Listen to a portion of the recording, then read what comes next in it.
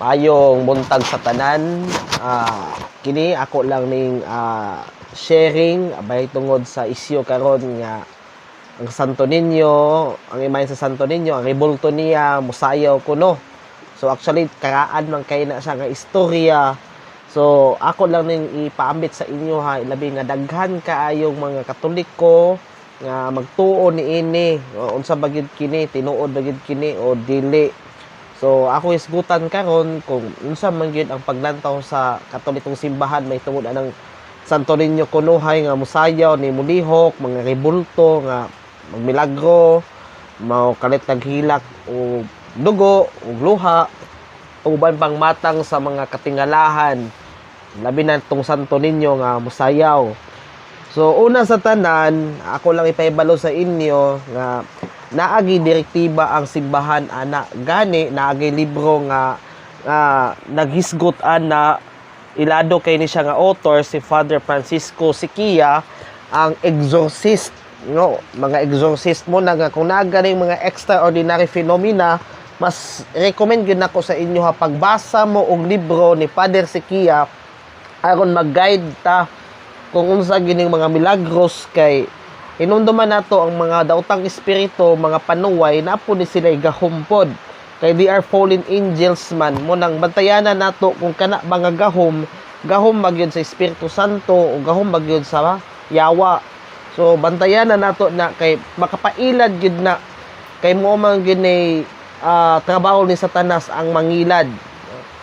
Kay siya man ang amahan sa bakak, no? So kinanglan yun tang magmaikmat o kana bagahom magina sa Dios kay naman na sa John 8:44 nga ang amahan sa bakak mo ang yawa. So alang gyud sa mga tao nga labi na nga wala kay background sa exorcism ug sa deliverance no basa na lang waning libro ni Father Siquia. Actually volume 3 ni baga poros kulang pa kog volume 3 pero nabasa ko na ning duha ka year 2018. So ako na pong sublion upambit sa inyo ha unsa man gyud ang opinion sa simbahan may tungod ana. Ang sanay mga igsoon kung naa galing mga milagros galing nga kunuhay, no? Muna na nagkunuhay kay wa pa man tay right judgment ana. Kung gipakitaan ba siya sa birhen, nabay rebulto nga musayaw, uban pa. Number 1 yun imuhon sa simbahan ang pagsusig yun kining pag investigation ba. No, dili pa man nato ma-prove nga guilty ang usa ka tawo unless walay judgment gikan sa judge sa korte. Ngun ana nga pod. So kinanglan tan-awon sa nato usisawon sa ang kinabuhi sa tawo kung kumusta man ang iyang psychological aspect, kung maayo pa ba iyang pagsabot o spiritual life, kung kumusta man, kung nagsubay ba ka sa pagtulunan simbahang Katoliko kay daghang pod mga Katoliko nga nagsubay pod sa mga panatiko nga pamaagi. So importante gyud nga adunay thorough examination, complete examination or pagtest sa iyaha kung ang iyang physical ug mental aspect ug okay pa ba no ug sa iyang personal life ug sa iyang relational life diya sa iyang pamilya, kung nabay prayer life ug lig-on ba ang Katolikong foundation no ang foundation. So nakita nato sa interview itong laki nga na-depress siya, no, naguol siya. So kana lang daan, no, dili na siya kapasar kung mag-approve tag miracle or extraordinary phenomena tungod kay usa man guna sa entry point sa panuway ang kanang naatay mga negative emotions sama sa depression, sa mga anxiety kay pwede man guna nila masakyan. Hinumdumi ang panuway napon sila preternatural power, no. So mo na siya nga mulihok kuno ang rebulto no. Angay na to may hisgutan nga di gini siya mulihok sa iyang kaugalingong gahom kay nan living things man no. Kung atong una-unaon nga mulihok ni o paska ko no naglihok-lihok, mga busang nilihok pero actually ako gyud nakapalihok ani kay ako man ang buhi. So mo na siya maigsuon. Apan sa other nga kuan na other aspect or other part or other side nganong mulihok po ng usa ka butang tungod sa gitawag og demonic in origin. Sa maning demonic in origin, itawag ni siya sa exorcism of the infestation, demonic infestation. O pwede ba ang mga larawan sa mga santos masudlan og kanang panuway? Yes, ilabi na kung ang katong rebulto wala mapanalanginan sa pari o baka dalom kaayog occult involvement ang tag-iya adto. So ang daotang espiritu nagpenetrate din sa larawan. Mo na importante nga kung magpalit galing tag mga larawan sa mga santos, una gyud atong buhaton gyud i-publishingan dadon sa simbahan, publishingan kay labi na kung ginama ka nagkahoy, no, mga igsoon, mga kahoy ginagikan niya katong kahoyan ay inkantoy dito nagpuyo.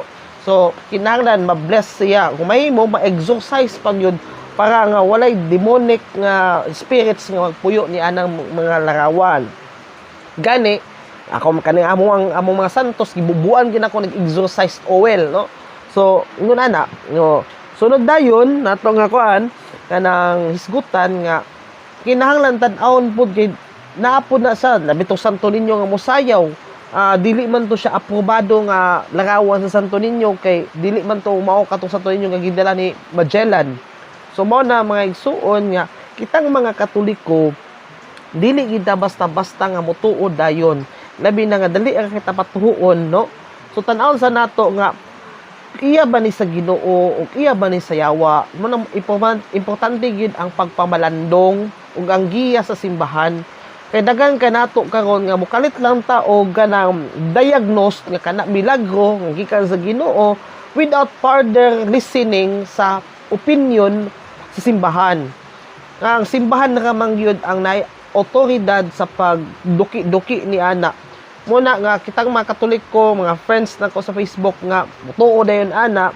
So paminaw sa ta sa simbahan, ilabi na sa mga exorcist, kaning exorcist kay mao gid sila ang naagay knowledge approved by the bishop may tungod na mga extraordinary phenomena.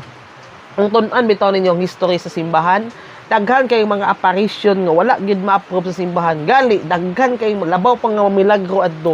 Pero yun sa man, giapil og scientific studies, giagi og investigation, haya siya na-approve as a authentic siya nga miracles simbahan. Gani ang Our Lady of Fatima 1917, giayo pa to siya og kuan, giayo pa to siya og sala to identify nga milagros gyud na.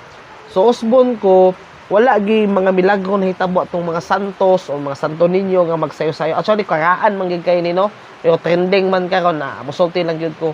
Wala gyud na siya wala gyud na siya dili gyud na sa Ginoo. Bisag sa Biblia wa gyud na mga larawan nga nagsayo-sayaw, no. Nag-vibrate or uban pa. Gali sa Manila ko sa una naagaling toy magluha-luha, maghilak kalit.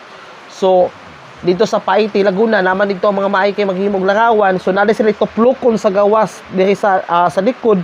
Ang muhilak siya as a props kung Holy Week, no? Sama ni Mama Mary nga nag-uul na sila tuplukon muhilak. Wa gyud siyang tinuod.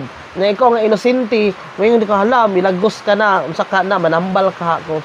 So usbon ko, no, para lang sa dugang nga kahibalo, no, nga in terms galing sa mga extraordinary phenomena pa isang ana nya wa kay idea, consult to the Catholic priest. Kung dili man galing sila priest, wa sila adto mo sa mga deliverance minister nga approved sa simbahan nga Katoliko, sama sa mga grupo sa Ministry of Exorcism. Ug labaw sa tanan kung wala nga may libro ni Father Sequia volume 1 to 3 di pa ni mao, daga man siya libro si Father Joseph Sequia nga founder sa Philippine Association of Catholic Exorcists, para makabalo gyud tag unsa gyud ang tudlo gyud sa simbahan may tungod anang mga milagros. Usbon ko bantayanan gyud kana kay naman ta gitawag og demonic infestation o ang pagsanib sa daotang espiritu ngadto sa mga butang.